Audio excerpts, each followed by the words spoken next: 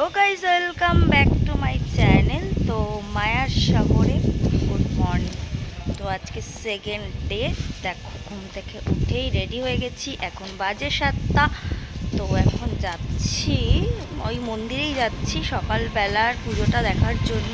তাই সকাল সকাল উঠে রেডি হয়েছি। তো কালকের ভিডিওটা যারা এখনও দেখেনি তারা অবশ্যই দেখে এসো, এবং আজকের লুকগুলো তোমাদের সাথে শেয়ার করছি।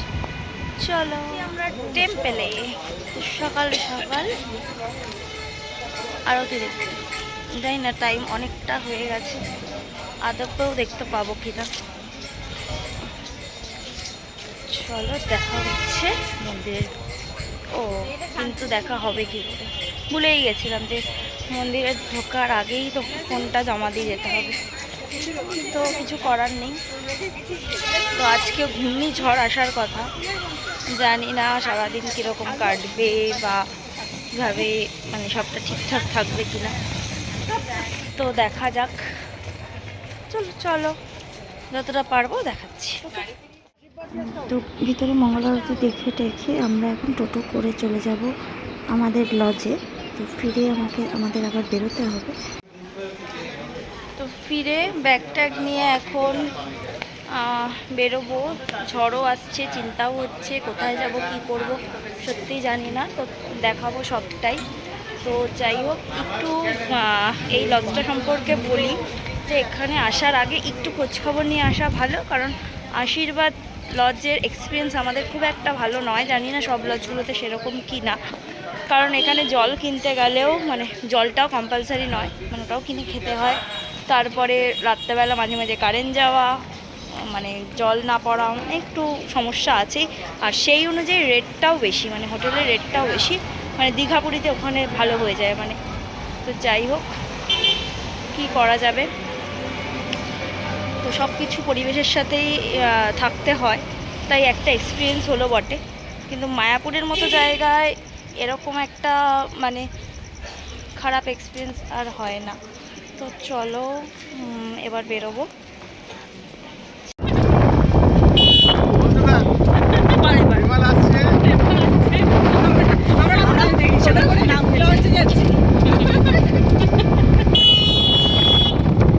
এখন আর কেউ কথা বলে না, এখন মানে এত হাসতে হাসতে মনে যাচ্ছে। আমরা চলছি অ্যাডভেঞ্চারের খোঁজে। ইয়ে করতে জঙ্গল সাফারি। আগত প্রায় আমরা রেমালে বেসামাল হবো বলে যাচ্ছি। কিছু কিছু দিচ্ছে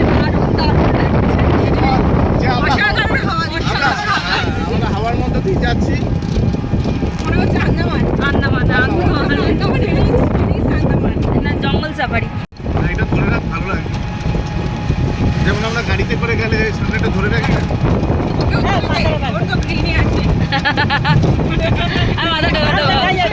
মনে আমি জম বলি মিশে গেছে, সত্যি সবুজের সাথে মিশে গেছে, কম্বিনেশনটা বেশ ভালো। তো চলে এসেছি আমরা হাসাহাসি করতে করতে ফেরিঘাট। তো চলো দেখতে থাকো।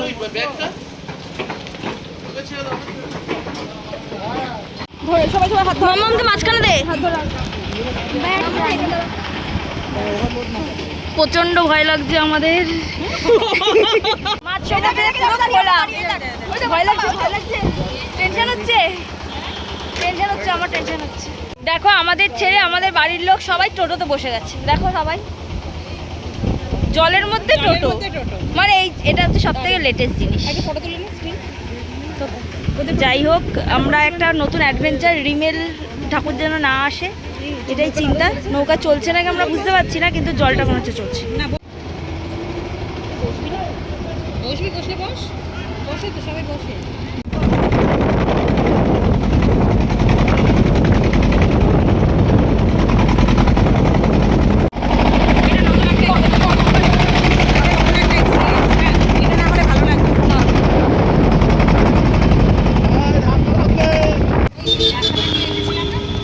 হ্যাঁ,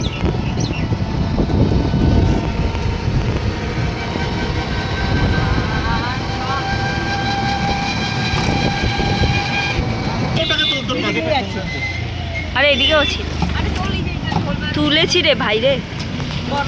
এটা দারুণ, এই বীজটা এবি তো। এটা তোল এবার, বাদিকটা তোল। ওখান থেকে যদি একটা ট্রেন যেতে ভালো হয়।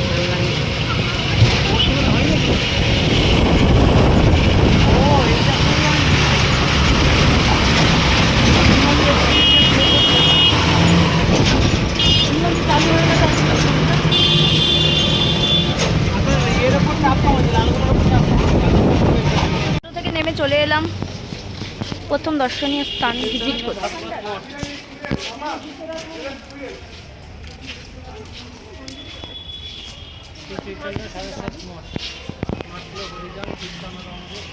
জুতো খুলে আসো মা।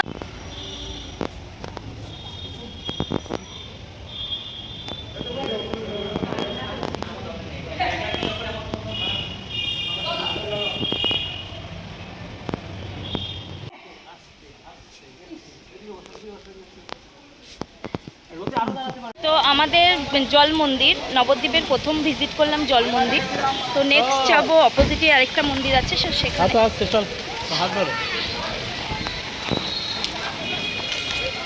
এখানে আমরা হরিণ দেখতে যাচ্ছি, দেখো সাথে নিতে হলো হরিণের খাবার, এটা বাইরের স্টলেই পাওয়া যায়। চলো, এই যে খাবার কিনলাম। তো হরিণ দেখতে যাবো, সাথে খাবারও দেবো। ওয়াও, জায়গাটা হেভি কিন্তু।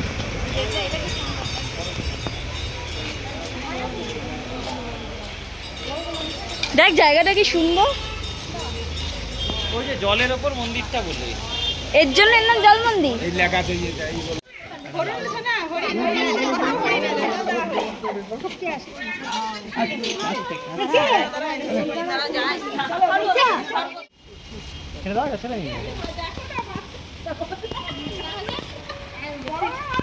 ভালো লাগছে তোর?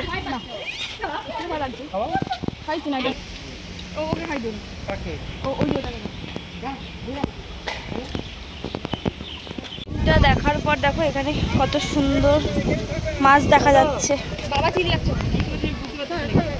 তো যাই হোক, এই যে আরেকজন মাছ দেখবে বলে ওখানে বসে পড়েছে। এখন হচ্ছে সবারই একটু তেষ্টা পেয়ে গেছিলো, তো আমরা চলে এসেছি আখের রস খেতে। তো ভালো করে তুলবি। সোনার মন্দির। আচার্য ওম বিষ্ণুপদ 108 পরমহংস চিরনিমামি শ্রী শ্রী মদভক্তি শ্রবণ তীর্থ গোস্বামী মহারাজ।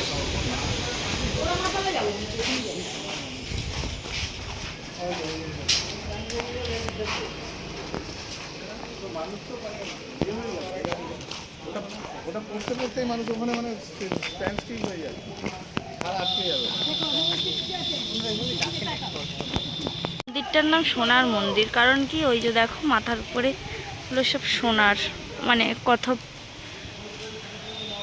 কথায় আছে আর কি, তো জানি না। সোনার মন্দির।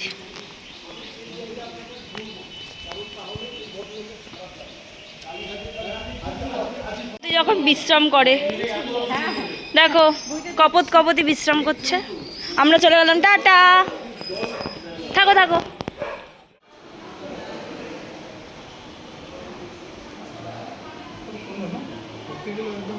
লাইভ পরে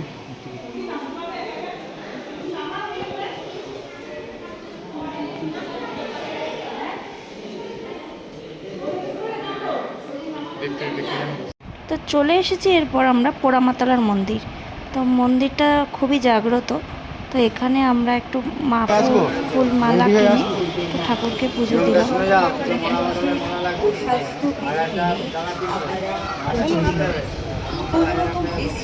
তো আমাদের দেখো পোড়ামাতলায় পুজো দেওয়া হয়ে গেল।